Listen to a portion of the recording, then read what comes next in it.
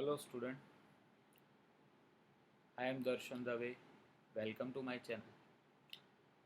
So today I am going to start numerical part of chapter 1 electric charges and electric field.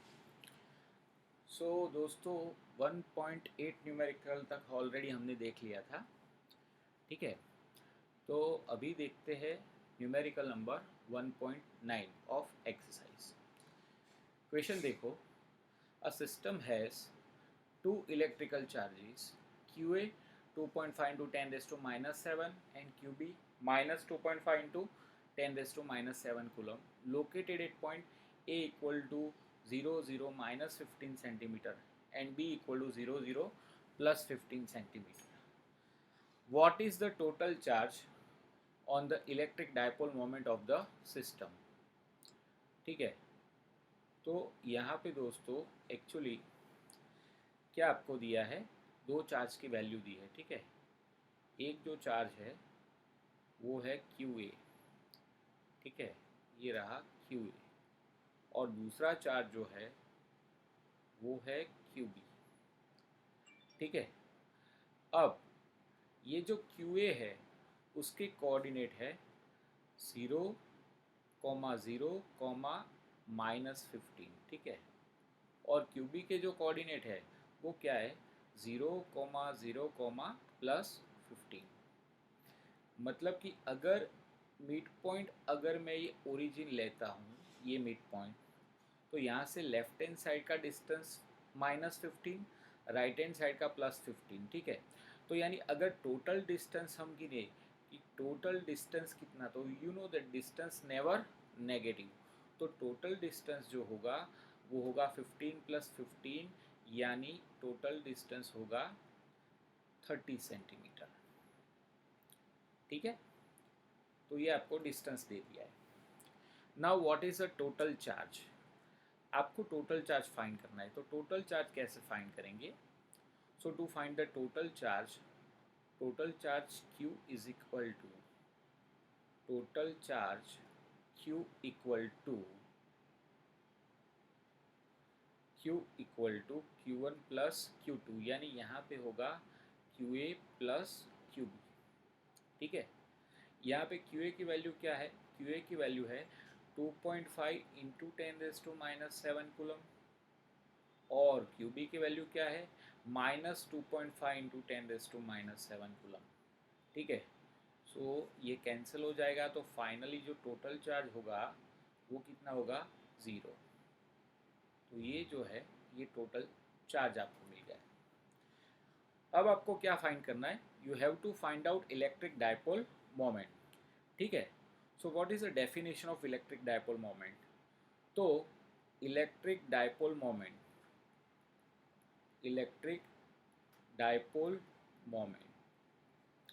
ठीक है, तो उसकी हमने definition दी थी थियरी में। तो याद करो, इलेक्ट्रिक डायपोल मोमेंट की डेफिनेशन ऐसी थी कि separation between the two charges, separation between the two charges into magnitude of any one charge, magnitude of any one charge, यानी कोई भी एक चार्ज का मैग्नीट्यूड, क्योंकि आप जानते हो कि डायपोल में एक चार्ज पॉजिटिव होता है, दूसरा नेगेटिव, और दोनों का मैग्नीट्यूड सेम होता है, ठीक है। तो यहाँ पे दोस्तों सेपरेशन कितना है 30 सेंटीमीटर, तो सेंटीमीटर को मीटर में कन्वर्ट करो तो 30 इंटू 10⁻⁻2 मीटर, ठीक है, इनटू चार्ज का मैग्नीट्यूड क्या होगा 2.5 इंटू 10⁻⁻7।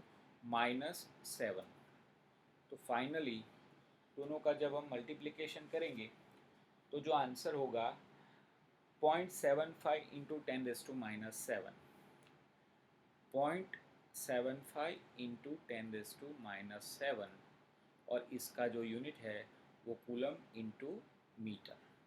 तो ये जो है ये डायपोल मोमेंट, ठीक है।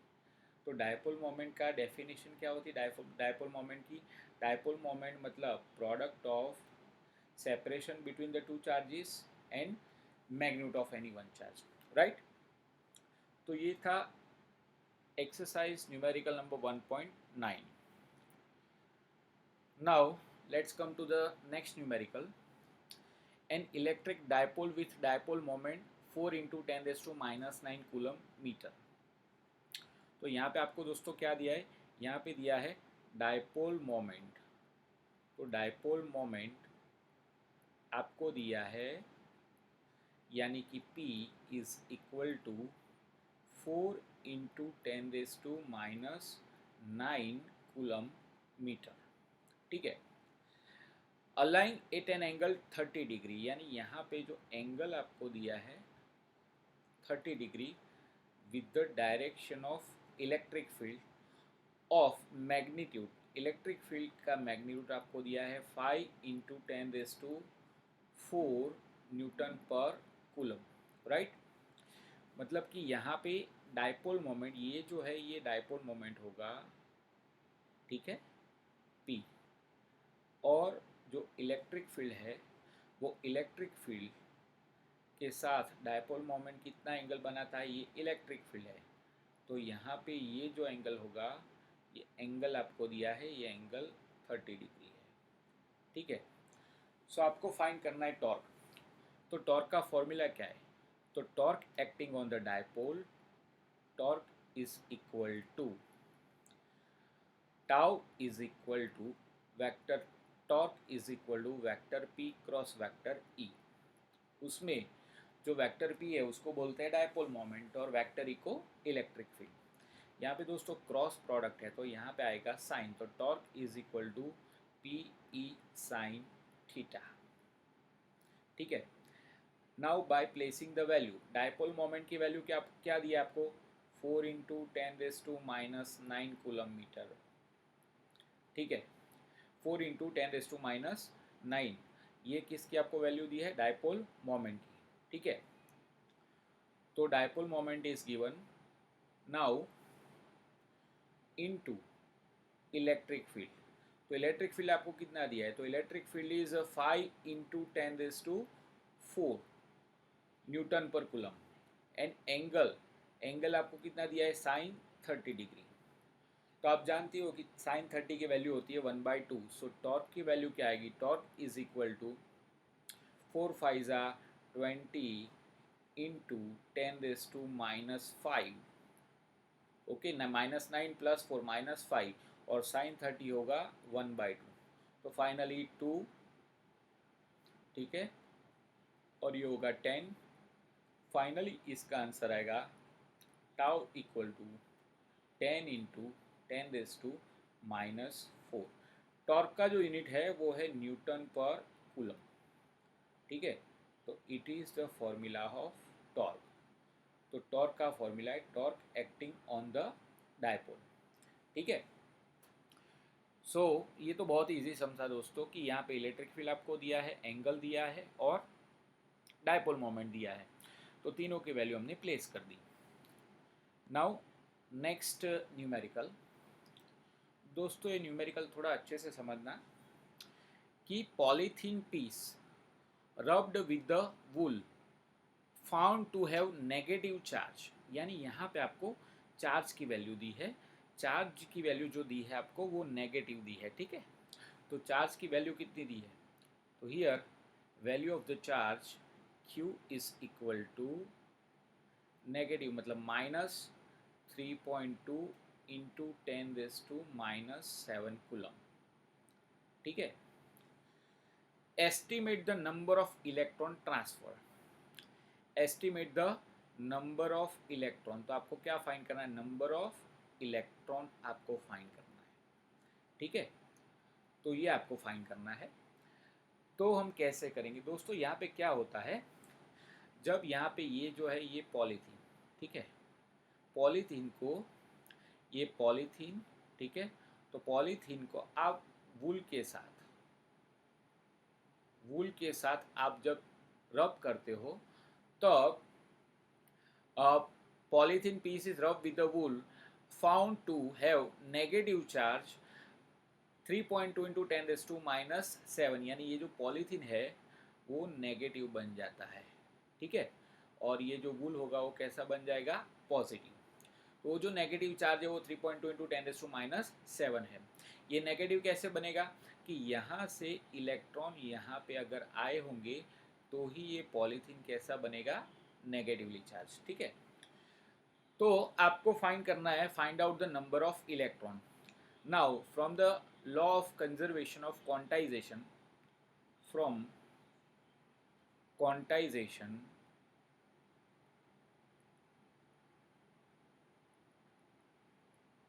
हम बोल सकते हैं quantization Q is equal to N into e. उसमें N को हम बोलेंगे नंबर ऑफ इलेक्ट्रॉन और E को बोलेंगे चार्ज ऑफ इलेक्ट्रॉन। तो आपको नंबर ऑफ इलेक्ट्रॉन फाइंड करने हैं, तो N इज इक्वल टू होगा Q अपॉन E। तो दोस्तों Q मतलब चार्ज की वैल्यू आपको दी है, चार्ज की वैल्यू कितनी दी है, तो यहाँ पे चार्ज की वैल्यू यहाँ पे मैं सपोज कैपिटल Q ले लेता हूँ, ठीक है। तो चार्ज की जो वैल्यू है वो कितनी दी है, तो ये है -3.2 इंटू 10⁻⁷, ठीक है। और जो इलेक्ट्रॉन है, तो इलेक्ट्रॉन की वैल्यू क्या है, तो ये है 1.6 इंटू 10⁻⁹ कूलम। तो इलेक्ट्रॉन का जो चार्ज होता है वो कैसा होता है, negative.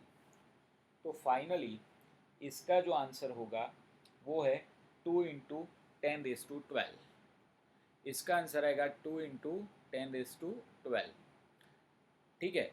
Electrons transfer, electrons transfer, ठीक है।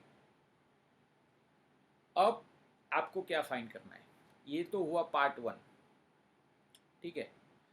अब दूसरे पार्ट में आपको क्या पूछा है, is there a transfer of mass of wool to polythene, ठीक है। यानी वूल में से पॉलीथीन में क्या मास ट्रांसफर हुआ होगा या नहीं हुआ होगा। तो मैंने आपको बोला कि पॉलीथीन कैसा बन जाता है, नेगेटिव। वो क्यों बन जाता है, क्योंकि इलेक्ट्रॉन वहां पे जाते हैं, ठीक है। तो पॉलीथीन रिसीव्स द इलेक्ट्रॉन, ठीक है। तो is there a transfer of mass from wool to polythene, तो उतने इलेक्ट्रॉन का मास वूल में से कम हुआ होगा और पॉलीथीन में बढ़ा होगा, ठीक है। तो यहाँ पे हम ऐसा लिख सकते हैं पार्ट 2 में, here electrons are transferred, electrons are transferred from wool to polythene, wool to polythene, and electron contain some mass, electron has मास, और इलेक्ट्रॉन का जो मास है वो कितना होता है, तो वो होता है 9.1 इंटू 10⁻31 kg, ठीक है। सो मास ऑल्सो ट्रांसफर, मास ऑल्सो ट्रांसफर, ठीक है। तो यानी यहाँ पे इलेक्ट्रॉन पॉलीथीन नेगेटिव बन जाता है और जो वूल है वो कैसा बन जाता है, पॉजिटिव। तो जो इलेक्ट्रॉन का जो मास होगा, एक इलेक्ट्रॉन का मास 9.1 इंटू 10⁻31 kg, ठीक है। तो जितने इलेक्ट्रॉन गए उतने इलेक्ट्रॉन का मास पॉलीथीन में बढ़ा और वूल में कम हुआ, मतलब मास भी ट्रांसफर हुआ, राइट। तो ये था दोस्तों न्यूमेरिकल नंबर 1.11। अब देखते हैं न्यूमेरिकल नंबर 1.12, ठीक है। Now in numerical number 1.12, see two insulated charged copper spheres A and B have their centers separated by a distance of 50 centimetre, ठीक है। तो यानी यहाँ पे एक फिगर हम बना लेते हैं, ठीक है। यहाँ पे कॉपर स्फीयर है, ठीक है, दो कॉपर स्फीयर है, एक कॉपर स्फीयर ये रहा, ठीक है, और ये दूसरा कॉपर स्फीयर, ठीक है। दोनों को कॉपर स्फीयर है, ठीक है, and distance between them is equal to 50 centimetre. ये जो डिस्टेंस आपको दिया है वो आपको कितना दिया है, 50 सेंटीमीटर। अगर सेंटीमीटर को मीटर में कन्वर्ट करोगे तो डिवाइडेड बाय 100, मतलब 0.5 मीटर, ठीक है। Now, what is the mutual force of electrostatic repulsion? ठीक है, and if the charge on each is 6.5 into 10⁻⁻⁷, मतलब दोनों में चार्ज सेम है, तो यानी अगर दोनों में चार्ज सेम है तो we can say that first one, पहले ए फाइंड करते हैं, दोनों में चार्ज अगर सेम है तो Q1 या तो Q2, दोनों की वैल्यू सेम इक्वल टू हम लेते हैं सपोज Q, तो वो कितना है 6.5 इंटू 10⁻⁷ कूलम, ठीक है। और जो डिस्टेंस दिया है दोनों के बीच में वो है 0.5 मीटर। नाउ हमें क्या फाइंड करना है, we want to find out the force, ठीक है। तो force between the two charges, force is given by F equal to, according to Coulomb's law, K Q1 Q2 upon R square, right? So force F is equal to, what is Q1? Q1 equal to, what is K? K is the electrostate constant और उसकी value होती है 9 into 10⁻⁹ into what is Q1? Q1 is equal to 6.5 into 10⁻⁷, again Q2 is equal to into 6.5 into 10⁻⁷, right? And the distance is given, distance आपको कितना दिया है, तो distance is equal to r square, मतलब distance आपको r कितना दिया है, तो आर की वैल्यू आपको दी है 0.5, तो 0.5 का स्क्वायर। तो अगर ये सारी वैल्यू प्लेस करेंगे तो यहाँ पे जो फोर्स का आंसर आएगा, force F is equal to, force की जो वैल्यू यहाँ पे होगी that F is equal to 1.5 into 10⁻⁻² newton, 1.5 into 10⁻⁻² newton, ठीक है। तो ये जो हो गया, ये हो गया यहाँ पे फोर्स, ये हो गया पार्ट वन। सिंपल आपको फोर्स का फॉर्मूला यूज करना है, F इक्वल टू के Q1 Q2 bye are square. Now अब देखते हैं पार्ट बी। यहाँ पे ऐसा है, what is the force of repulsion if sphere is charged double and above amount double than the above amount and the distance between them is half। यानी यहाँ पे क्या किया है उन्होंने कि यहाँ पे अब जो चार्ज है वो डबल कर दिया है, यानी Q1 की जगह पे Q1 डैश लूँगा, वो 2Q1, और Q2 की जगह पे Q2 डैश, यानी वो होगा 2Q2, राइट। अब यानी डिस्टेंस दोनों का यानी दोनों का चार्ज डबल कर दिया है, ठीक है। दूसरी बात उन्होंने क्या करी है, जो डिस्टेंस है वो हाफ कर दिया है, तो डिस्टेंस में लेता हूँ नया आर डैश, r/2, ठीक है। तो r/2 की वैल्यू क्या होगी, तो r इक्वल टू 0.5 है डिवाइडेड बाई 2, मतलब 0.25 सेंटीमीटर, 0.25 मीटर। और ये जो Q1 है वो Q1 कितना आएगा, तो Q1 2 इंटू Q1 कितना है 6.5, Q1 देखो यहाँ पे दोस्तों, यहाँ पे Q1 कितना है, तो Q1 इज 6.5 इंटू 10⁻⁻⁷, तो फाइनली यहाँ पे Q 6.5 इंटू 2 यानी 13 इंटू 10⁻⁷, और Q2 भी क्या आएगा 13 इंटू 10⁻⁷ कूलम। नाउ आपको फोर्स फाइंड करना है, तो अब हम फोर्स कैसे फाइंड करेंगे।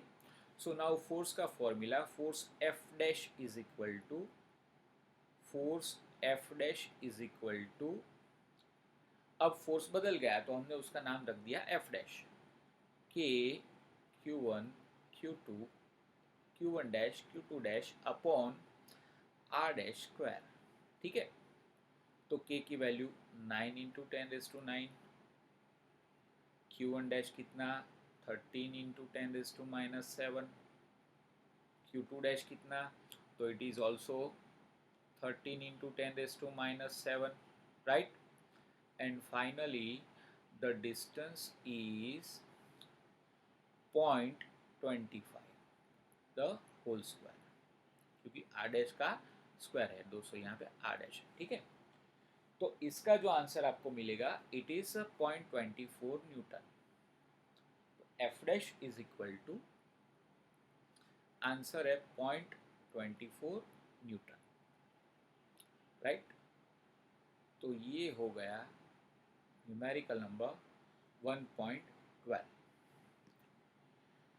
चलो now 1.13, suppose spheres A and B in exercise 1.12 यानी in above numerical have identical sizes. A third sphere of same size but uncharged is brought in contact with the first, then brought in contact with the second. ठीक है, तो यानी यहाँ पे दोस्तों क्या किया इन्होंने, तो यहाँ पे जो किया है वो मैं आपको बता दूं। यहाँ पे पहले देखो, पहले एक स्फीयर था ए, ठीक है, और दूसरा स्फीयर था B.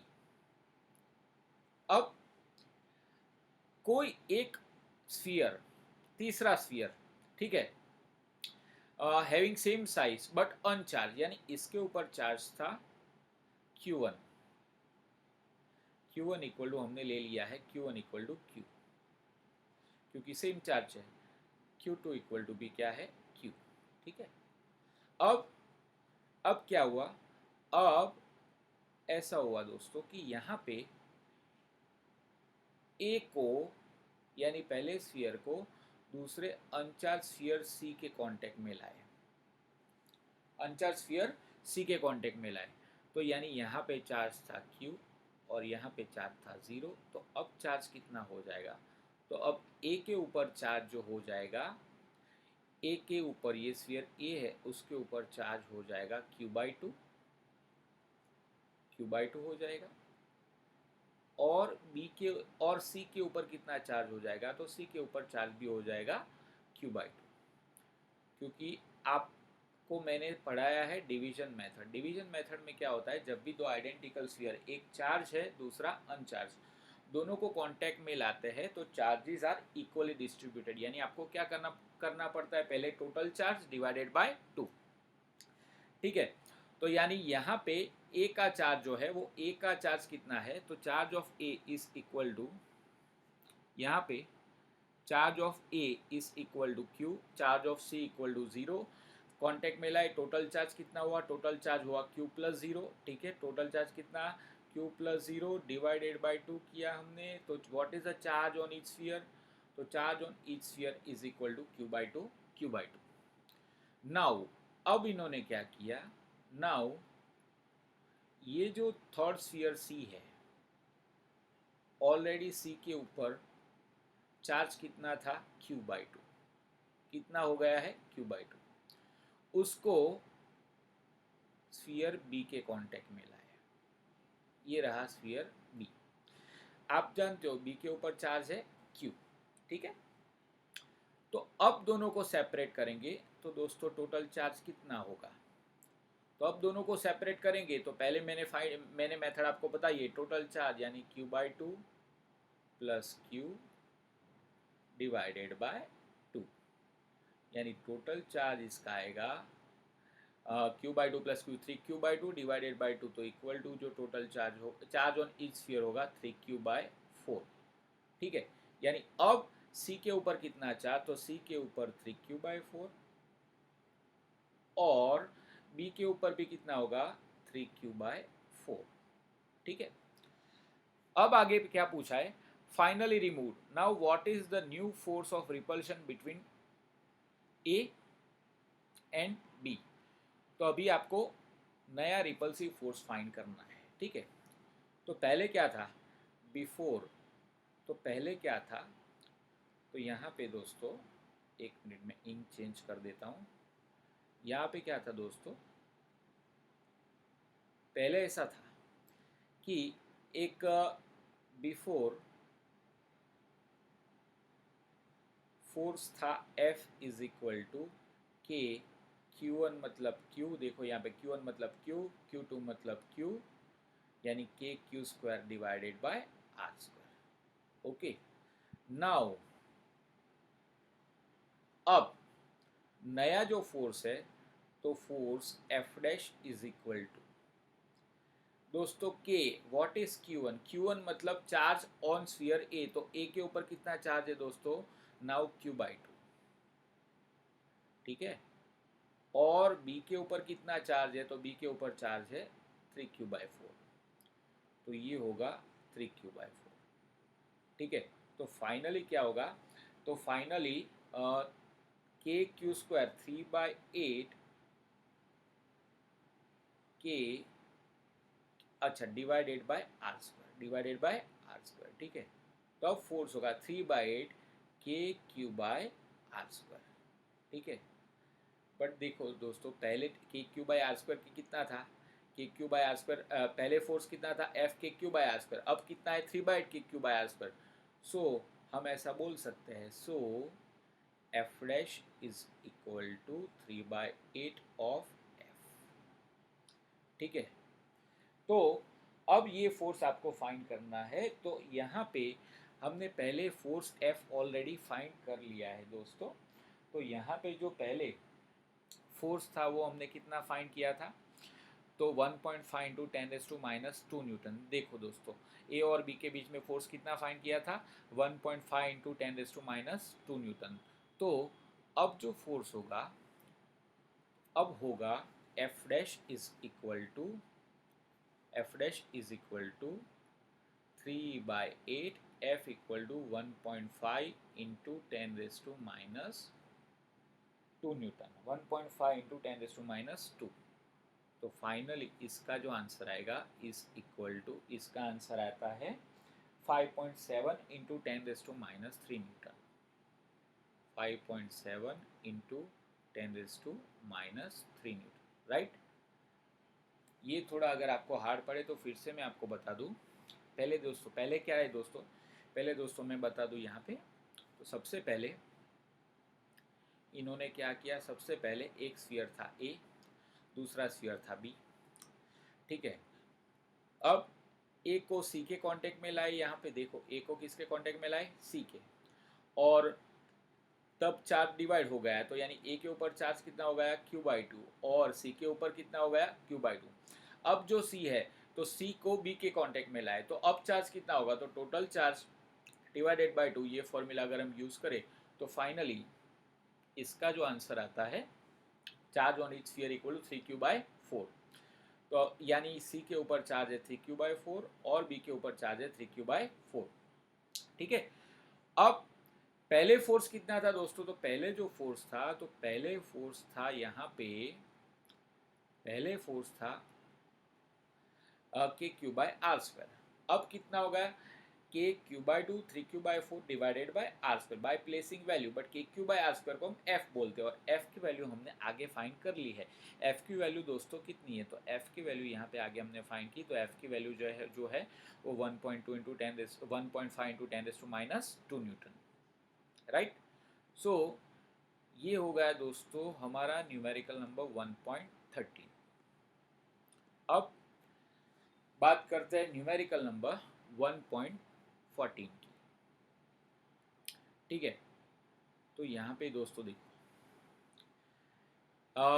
One figure 1.71 shows tracks of 3 charged particles in a uniform electrostatic field, यानी electric field, give the signs of the 3 charges, okay, which particle has the highest charge to mass ratio। तो यहाँ पे देखो, electric field की direction always होती है जो positive to negative. तो देखो ऊपर वाली ये जो प्लेट है, ये प्लेट पॉजिटिव है, ठीक है, और यहाँ पे ये जो सेकंड प्लेट है, ये सेकंड प्लेट है नेगेटिव।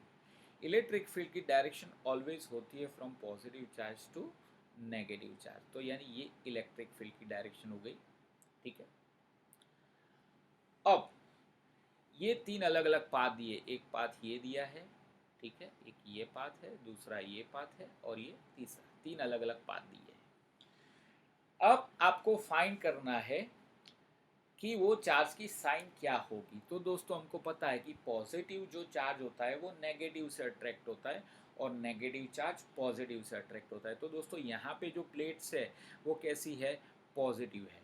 तो वो साइड यानी ऊपर की साइड जाने वाले जो चार्ज होंगे वो कैसे होंगे, पॉजिटिव, क्योंकि ऊपर की साइड जाने वाले चार्ज होंगे वो कैसे होंगे, नेगेटिव। तो यानी यहाँ पे ये एक पहला चार्ज है, पहला पाथ देखो वो अपवर्ड यानी towards to the positive plate, यानी ये जो चार्ज होगा ये चार्ज हो जाएगा नेगेटिव। सिमिलरली अगर हम चार्ज टू की बात करें तो चार्ज टू में भी ऐसा है कि जो चार्ज टू है वो भी थोड़ा सा यानी उसका जो ये उसका सीधा पाथ है, ठीक है, वो ये स्ट्रेट पाथ पे नहीं जा रहा है, ये ऊपर की साइड खींचा चला जा रहा है, ठीक है। तो ये भी होगा नेगेटिव, क्योंकि negative charges are attracted by the positive plate. तो जो पहला चार्ज होगा वो नेगेटिव होगा, दूसरा चार्ज होगा वो नेगेटिव। अब हम तीसरे चार्ज की बात करते हैं। जो तीसरा चार्ज है ये कहाँ जा रहा है, तो ये देखो ये नेगेटिव प्लेट यानी नीचे की साइड, और ये नीचे की साइड ये देखो नेगेटिव प्लेट है, तो ये नेगेटिव प्लेट की साइड मुड़ रहा है, ठीक है। तो नेगेटिव साइड कौन अट्रैक्ट होगा, पॉजिटिव। तो यानी ये जो चार्ज होगा दोस्तों, तो ये चार्ज होगा ये पॉजिटिव चार्ज। तो यानी आपको तीनों चार्ज के टाइप यानी साइंस फाइंड करने थे। तो पहला चार्ज हुआ नेगेटिव, दूसरा चार्ज हुआ नेगेटिव, और तीसरा चार्ज हुआ पॉजिटिव, ठीक है। अब आपको फाइंड करना है which charge has highest charge to mass ratio. अब ये दोस्तों हम कैसे फाइंड करेंगे, ठीक है। तो देखो दोस्तों, यहाँ पे कोई भी चार्ज के ऊपर इलेक्ट्रिक फील्ड, कोई भी चार्ज इलेक्ट्रिक फील्ड में मूव करता है तो कितना फोर्स लगता है, तो फोर्स ऑन चार्ज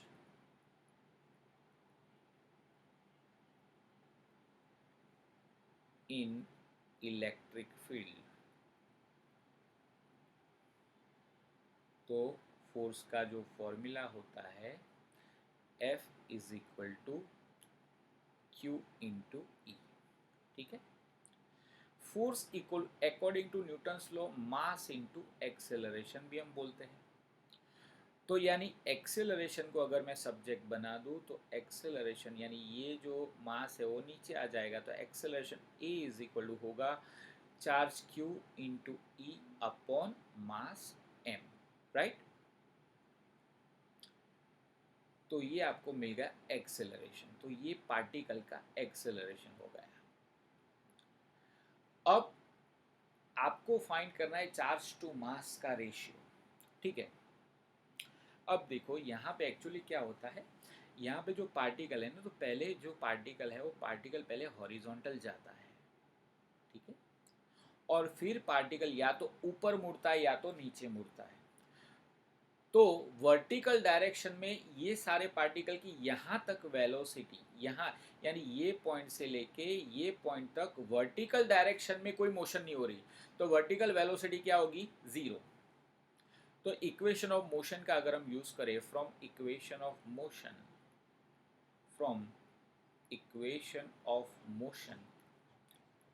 देखो, distance d equal to v zero t plus half a t square, ठीक है। यानी हम अगर मैं वर्टिकल की बात करूँ तो वर्टिकल डायरेक्शन अगर मैं कंसिडर करूँ तो वर्टिकल डायरेक्शन में यहाँ से ये पॉइंट से लेके ये पॉइंट तक वर्टिकल डायरेक्शन में कोई मोशन नहीं हो रही, तो वर्टिकल इनिशियल वेलोसिटी होगी ज़ीरो, ठीक है। और यहाँ पे जो एक्सेलरेशन होगा वो हमने ऑलरेडी फाइंड किया है क्यू ई बाय एम, ठीक है। तो यानी distance d is equal to v zero मतलब zero into t plus half a की वैल्यू रखो, what is value of a, q e by m into t square, ठीक है। तो यानी यहाँ पे हम ऐसा बोल सकते हैं d equals to half q e by m into t square, चलेगा। सो नाउ दोस्तों यहाँ पे अकॉर्डिंग टू दिस फॉर्मूला यहाँ पे डी क्या है, जो डी है ना दोस्तों, यहाँ पे जो हमने फॉर्मूला में डी लिखा है वो डी क्या है, ये वर्टिकल वैल्यू, हम वर्टिकल डायरेक्शन की बात करें तो डी को हम बोलेंगे वर्टिकल डिस्टेंस, वर्टिकल डिस्टेंस, ठीक है। तो डी को हम बोलते हैं वर्टिकल डिस्टेंस। तो यानी यहाँ पे जो वर्टिकल डिस्टेंस जो d है, it is directly proportional to q by m।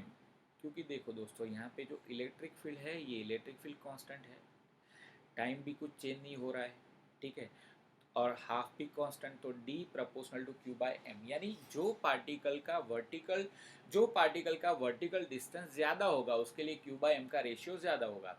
तो देखो यानी यहाँ पे ये जो पार्टिकल है वो उसके पाथ से, पार्टिकल नंबर 3, इसका पाथ ये है और यहाँ से ये कुछ ज़्यादा ही नीचे आ रहा है, यानी इसका जो वर्टिकल डिस्टेंस होगा वो ज़्यादा होगा, ठीक है। तो यानी फॉर पार्टिकल थ्री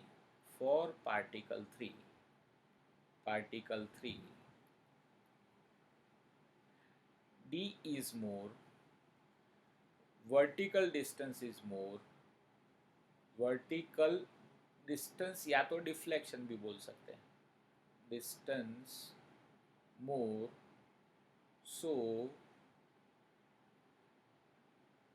रेश q by m for this particle is more, for this particle is more, is more, ठीक है। तो यानी ये हमारा न्यूमेरिकल नंबर 1.14।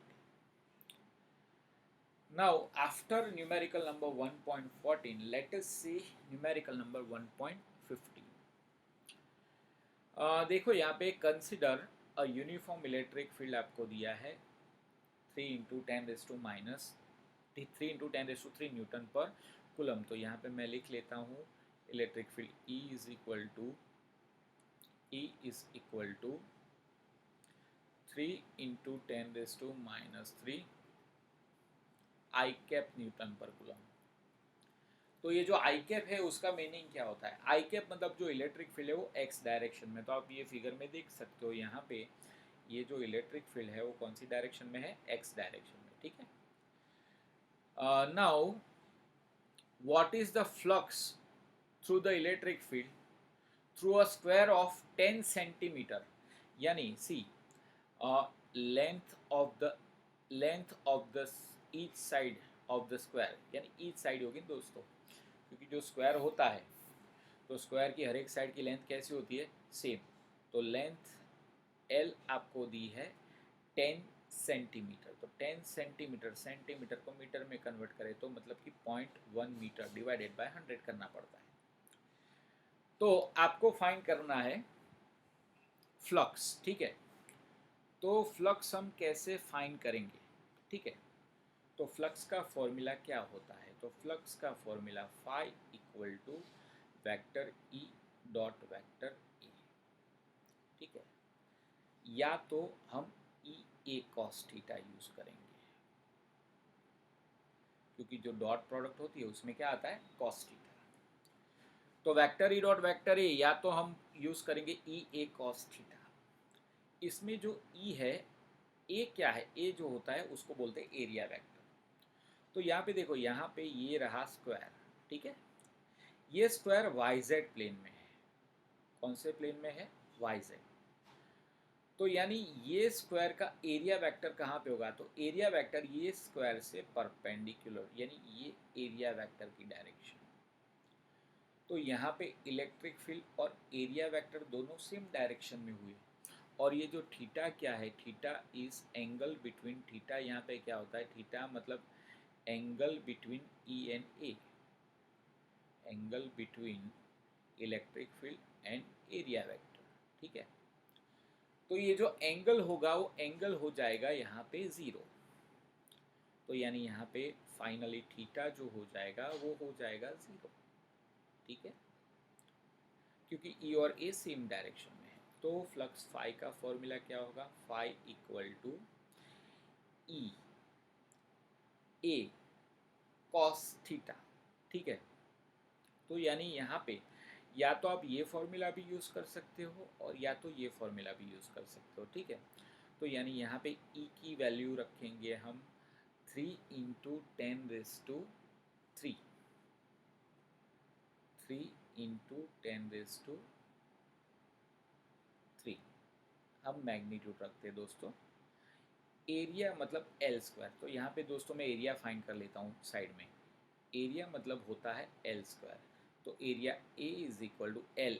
दोस्तों एल कितनी है, एल मतलब लेंथ, लेंथ कितना है 10.1, तो एल स्क्वायर का आंसर होगा 0.1 का स्क्वायर, राइट। तो एरिया का फॉर्मूला, एरिया की वैल्यू 0.1 स्क्वायर, और कॉस थीटा मतलब कॉस जीरो, कॉस जीरो का आंसर आप जानते हो, कॉस जीरो मतलब 1। तो फाइनली जो फ्लक्स आप फाइंड करोगे, तो फ्लक्स की जो वैल्यू आएगी, तो flux phi is equal to होगा 30। Flux phi is equal to, इसका आंसर होगा flux phi is equal to 30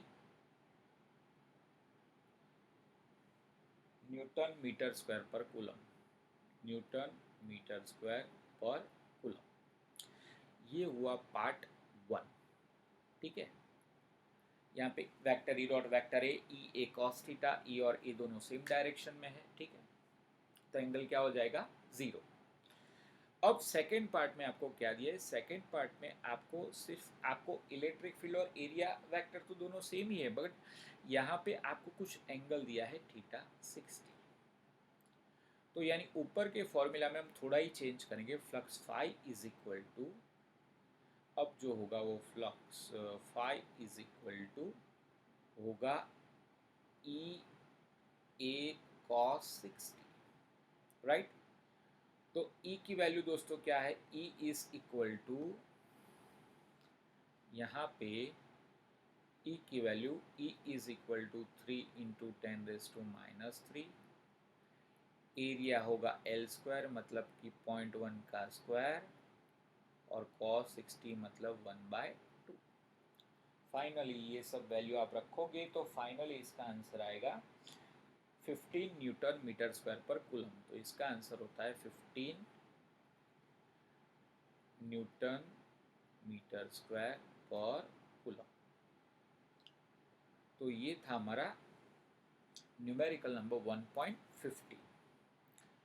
after 1.15 let us see numerical number 1.16। ये न्यूमेरिकल में क्या है, consider uniform electric field 3 into 10⁻3। Sorry दोस्तों, यहाँ पे थोड़ी गलती हो गई, यहाँ पे 3 इंटू 10⁻3 है, -3 नहीं, यहाँ पे 10⁻3 है, ठीक है। जो इलेक्ट्रिक फील्ड की वैल्यू है वो 10⁻³ नहीं है, 10⁻3 है। तो यहाँ पे थोड़ा सा आप चेंज कर लेना, यहाँ पे थोड़ी मिस्टेक हमारी हो गई है। तो इलेक्ट्रिक फील्ड 3 इंटू 10⁻3, तो हर जगह 3 इंटू 10⁻3 आएगा, -3 नहीं आएगा, ठीक है, 3 इंटू 10⁻3। तो अब नेक्स्ट न्यूमेरिकल में consider uniform electric field of 3 into 10⁻³ Newton per coulomb, यानी सेम इलेक्ट्रिक फील्ड की वैल्यू आपको दी है। इलेक्ट्रिक फील्ड की वैल्यू क्या है, 3 into 10⁻³ i cap, I cap मतलब ये एक्स डायरेक्शन, ठीक है। तो यानी फिगर में आप देख सकते हो ये इलेक्ट्रिक फील्ड जो है वो एक्स डायरेक्शन में, ठीक है। Now what is the net flux through this field through a cube of side 20 centimetre, यानी यहाँ पे क्यूब की जो साइड है, तो L मतलब लेंथ ऑफ ईच साइड वो आपको दिया है 20 सेंटीमीटर, मतलब कि 0.2 मीटर, यानी यहाँ पे थोड़ा चेंज है, यहाँ पे आपको दिया है क्यूब, ठीक है, क्या दिया है क्यूब।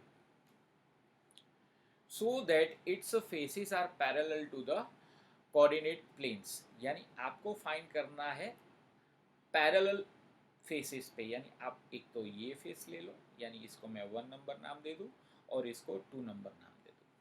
यानी यहाँ से इलेक्ट्रिक फील्ड यानी फ्लक्स अंदर आती है, ठीक है, ये 1 नंबर में इलेक्ट्रिक फ्लक्स एंटर हो रही है, ठीक है, और यहाँ पे इलेक्ट्रिक फ्लक्स जो है ये सेकेंड पार्ट में क्या हो रही है, एग्जिट हो रही है। अब दोस्तों हमें पता है कि फ्लक्स एंटर, जो भी फ्लक्स एंटर होती है ना, तो कोई भी सरफेस, कोई भी क्लोज सरफेस के अंदर फ्लक्स एंटर होती है वो कैसी होती है, नेगेटिव। तो flux enter in close surface close surface ये होती है नेगेटिव, ठीक है। और जो सरफेस पे से फ्लक्स बाहर आती है वो होती है पॉजिटिव। तो flux exist from close surface, close surface. तो ये जो फ्लक्स होती है वो फ्लक्स कैसी होती है, पॉजिटिव। तो आप दोस्तों यहाँ पे देख सकते हो कि जितनी फ्लक्स यहाँ पे एंटर होती है उतनी ही फ्लक्स यहाँ से एग्जिट होती है। अगर मैं फ्लक्स में दो फ्लक्स पास होती है ऐसा गिनूँ, ये फिगर में मैंने बताया कि यहाँ पे देखो, यहाँ पे एक और ये दो दो फ्लक्स एंटर हुई तो दो फ्लक्स बाहर निकली, तो टोटल फ्लक्स क्या होगी, zero. So total flux phi equal to flux enter plus flux exist. तो दोनों फ्लक्स कैसी है, सेम, ठीक है। तो यानी ये होगी पॉजिटिव होगी, ये जितनी होगी वो कैसी होगी, नेगेटिव होगी, ठीक है ना दोस्तों। तो फाइनली जो फ्लक्स आप फाइंड करोगे तो फ्लक्स का आंसर जो होगा वो क्या हो जाएगा, जीरो, ठीक है। तो ये आपका आंसर है 1.16। अब उसके बाद नेक्स्ट सम देखते हैं।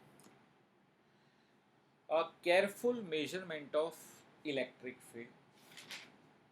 Here, careful measurement of electric field at the surface of a black box indicates that the net outward flux through the surface of the box is 8 into 10 raised to 3 newton metre square per coulomb. यानी यहाँ पे outward flux दिया है आपको, जो flux दी है वो कैसे दी है, आउटवर्ड।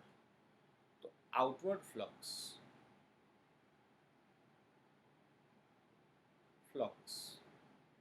यानी कि फाई, जो आउटवर्ड यानी जो बाहर आती है वो पॉजिटिव हमें लेनी पड़ती है। तो यानी इसका आंसर होगा plus 8 into 10⁻³ newton metre square per coulomb, ठीक है। तो आपको फाइंड क्या करना है, आपको चार्ज फाइंड करना है। क्या फाइंड करना है, चार्ज, नेट चार्ज आपको फाइंड करना है यहाँ पे, नेट चार्ज। तो नेट चार्ज हम कैसे फाइंड करेंगे, ठीक है। नेट चार्ज को मैं बोल दूं कैपिटल Q। कैसे फाइंड कर, तो फ्लक्स का एक फॉर्मूला है, flux phi is equal to net charge upon epsilon zero, Gauss theorem का फॉर्मूला है। तो अगर आपको नेट चार्ज फाइंड करना है तो net charge Q is equal to phi into epsilon zero, ठीक है। तो जो फाई है, फाई की वैल्यू क्या है बेटा, बाहर आती हुई फ्लक्स है तो पॉजिटिव लेनी पड़ेगी ना, तो 8 इंटू 10⁻³ और एप्सिलॉन जीरो 8.85 इंटू 10⁻⁻12। तो फाइनली इसका जो आंसर आएगा वो net charge Q net is equal to 0.07 into 10⁻⁶, 0.07 into 10⁻⁻6 coulomb, ठीक है। तो ये आ गया नेट चार्ज। पार्ट 2 की बात करें, if the net outward flux through the surface of the box were zero. यानी ये हुआ हमारा पार्ट 1, ठीक है, ये हुआ पार्ट 1। पार्ट 2 बोलते हैं। पार्ट 2 में क्या लिखा है कि if the net outward flux through the surface of the box were zero. यानी जो नेट फ्लक्स है, ठीक है, फाई, वो यहाँ पे क्या है दोस्तों, जीरो, ठीक है। Could you conclude that there were no charge inside the box. यानी ये सपोज एक बॉक्स है, ये रहा बॉक्स, ठीक है। ये बॉक्स में से बाहर आती हुई जो फ्लक्स है, नेट फ्लक्स, आपको बोल दिया है कि भाई फाई नेट है वो जीरो है। तो क्या आप ऐसा बोल सकते हो कि इसके अंदर चार्ज नहीं होगा, ऐसा पूछा है आपको। भाई इसके दो ऑप्शन होते हैं। पहला ऑप्शन ये बॉक्स रहा, ठीक है, ये रहा बॉक्स। पहला ऑप्शन कि या तो यहाँ पे चार्ज होगा ही नहीं, तो flux phi equal to q by epsilon zero, यानी अगर चार्ज नहीं होगा देन फ्लक्स भी ज़ीरो, क्योंकि आपको यहाँ पे फ्लक्स ज़ीरो दिया, ठीक है। ये आंसर हो सकता है, बट हमेशा ऐसा हो ऐसा ज़रूरी नहीं है। मैं आपको बताऊं, ये ऑप्शन वन कि यहाँ पे अंदर हमने चार्ज क्या ले लिया, ज़ीरो, तो अगर हम चार्ज ज़ीरो लेंगे तो ऑलरेडी फ्लक्स की वैल्यू क्या हो जाएगी, ज़ीरो। बट दोस्तों ऐसा भी हो सकता है कि अगर अंदर चार्ज हो, वो चार्ज इक्वल चार्ज हो और अपोजिट चार्ज हो, ऐसा भी हो सकता है। यानी यहाँ पे जितना चार्ज प्लस क्यू है उतना चार्ज अगर माइनस क्यू है, ठीक है, तो ये केस में दोस्तों क्या होगा, तो यहाँ पे फ्लक्स फाई का आंसर होगा Q upon epsilon zero, Q net upon epsilon zero. But यहाँ पे नेट चार्ज क्या होगा, plus Q minus Q upon zero epsilon zero. तो ये तो कैंसिल हो जाएगा, तो यहाँ पे फ्लक्स क्या होगा, ज़ीरो।